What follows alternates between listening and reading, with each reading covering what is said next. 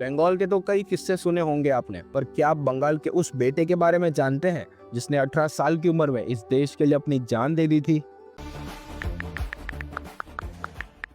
1905 में Lord Curzon ने बंगाल के दो टुकड़े कर दिए थे और इसी पार्टीशन के चलते खुदीराम बोस नाम का एक 15 साल का बच्चा आज़ादी की लड़ाई में जुड़ जाता है। खुदीराम उस 15 साल की उम्र में ही इन अंग्रेज हुकूमत के खिलाफ पर्चे बांटना शुरू कर देते हैं, जिसके चलते उन्हें एक बार पुलिस गिरफ्तार भी कर लेती है। 1908 में वो अनुशासन समिति से जुड़ जाते हैं। उन दिनों वहाँ एक मजिस्ट्रेट हुआ करता था, डगलस किंग्सफोर्ड। इसे क्रांतिकारियों से सख्त नफरत थी। उसने सुशील सेन और बिपिन चंद्रपाल को काफी कठोर सजाएं सुनाई थी।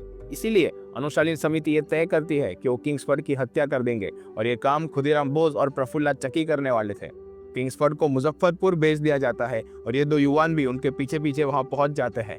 30 अप्रैल 1908 को एक पेड़ के पीछे खुदीराम और प्रफुल्ला किंग्सफोर्ड की गाड़ी का इंतजार कर रहे होते हैं और जब उन्हें वैसे ही एक गाड़ी अपनी ओर आती दिखती है तो खुदीराम उस गाड़ी की तरफ भागने लगते हैं और वहां जाकर उस पर एक बम फेंक देते हैं।